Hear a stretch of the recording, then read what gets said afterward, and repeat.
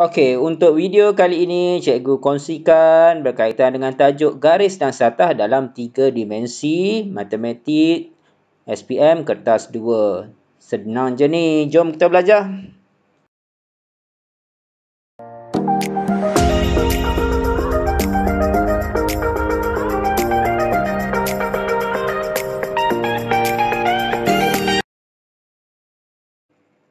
Okey, dalam tajuk garis dan satah dalam 3 dimensi terdapat 2 jenis bentuk, iaitu sudut di antara garis dengan satah dan sudut antara dua satah.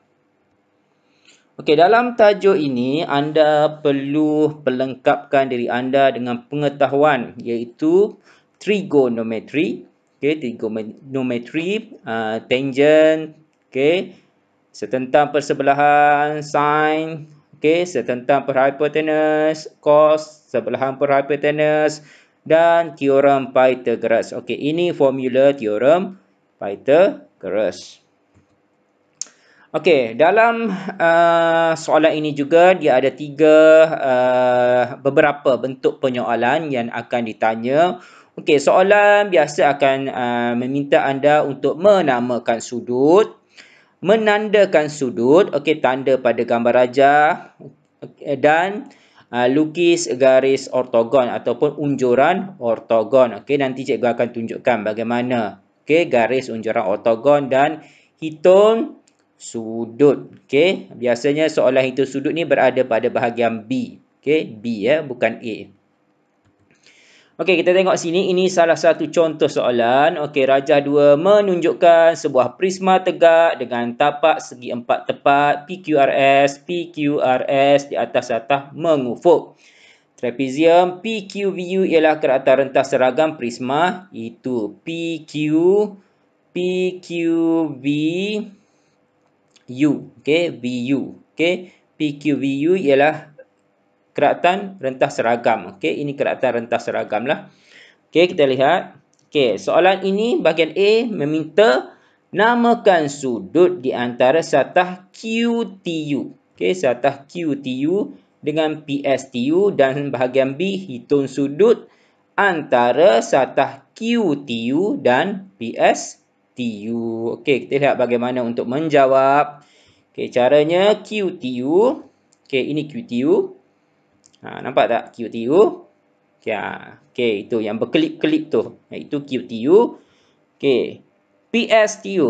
Itu PSTU. PSTU berbentuk segi 4 tepat. PSTU. Ini cara yang ingin cikgu kongsikan. Cikgu kongsikan cara ini dahulu, iaitu kita bentangkan satah, ini satah permukaan PSTU.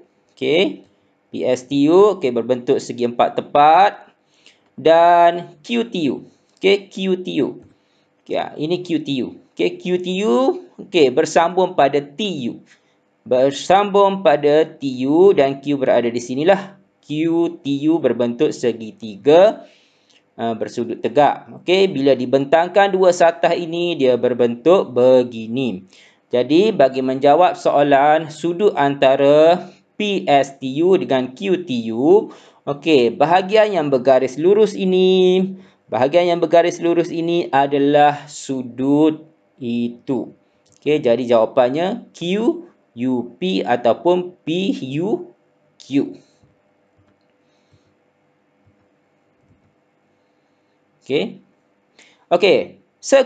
Sekiranya soalan meminta anda untuk menandakan sudut, anda tanda macam ini.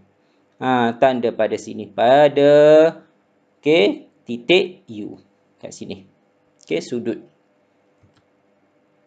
Ini kaedah bulat pangkah. Bulat pangkah. Ramai cikgu yang menggunakan kaedah ini. Cikgu juga ingin kongsikan di sini. Anda bulatkan QTU. Anda bulatkan QTU dan anda pangkahkan PSTU. PSTU anda pangkahkan. Jadi menggunakan bulat pangkah. Okey, bulat, bulat pangkah, pangkah. Okey, bulatnya ada satu di sini. Jelas ya, bulat adalah Q.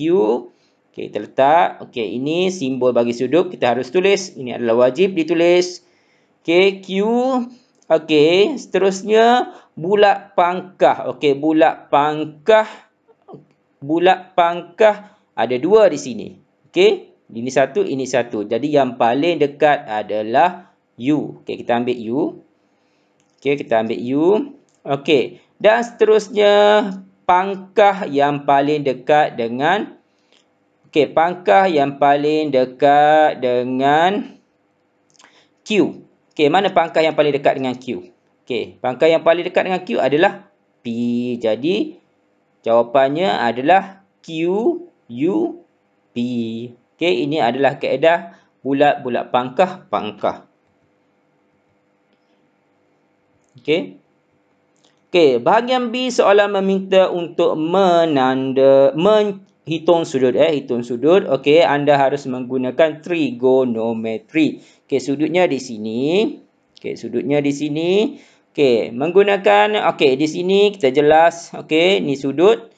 Okey, dia ada di sini adalah bertentangan dan ini adalah bersebelahan. Jadi kita gunakan formula tangent theta. Tangent theta setentang 15 sebelahan 6. Okey. Okey, jadi okey menggunakan penulisan songsangan tangent sebegini. Okey, theta sama dengan songsangan tangent. Okey, 15 per 16. Penulisan mesti begini ya. Mesti begini, harus ditulis begini, wajib. Okey, anda mendapat menggunakan kalkulator. Okey, anda mendapat theta sama dengan 68.20. Anda bundarkan cukup kepada 2 tempat perpuluhan. Okey, jadi anda sudah mendapat markah penuh. Okey, hanya 3 langkah saja. 3 langkah saja untuk mendapat markah penuh. Okey, di sini. Okey, ini jawapan dalam darjah dan minit. Okey, jadi tidak menjadi kewajipan untuk menulis jawapan dalam darjah dan minit. Jawapan dalam darjah saja pun sudah mencukupi. Okey, seterusnya kita lihat soalan ini. Okey, soalan ini meminta bentangan bagi ABCD, meminta namakan sudut bagi ABCD. Okey, ABCD ini ABCD dan ABEH. Okey, ABEH, ABHE. ABHE. Jadi, okey, bila kita bentangkan dua satah ini ABCD, okey, satah di bawah ini, tapak ini ABCD. ABCD dan ini yang berlorek ini, okey, yang gelap di sini, okey, ABHE. Okey, bila kita bentangkan, okey, bentuknya begini. Okey, dia bersambung pada AB. Jadi sudutnya adalah tempat yang bergaris lurus. Okey, bergaris lurus macam ni, DA, E ataupun EA, D. Okey, simbol sudut ini mesti wajib ditulis ya. Okey, kita lihat sini. Di sini pula adalah soalan SPM 2016. Okey. Okey, Raja menunjukkan satu papan tanda yang diletakkan oleh seorang tukang cuci di hadapan tandas. Namakan sudut di antara satah KLMN. Okey. KLMN dan UTMM. UTMM. Jadi bila kita bentang, okey, cikgu guna kaedah bentangannya dulu. Okey, bila kita bentang, okey, awak dapat KLMN. Okey, ini KLMN. Okey, bersambung pada NM. Okey, ini T, ini U. Jadi sudutnya adalah okey, KNU atau LMT.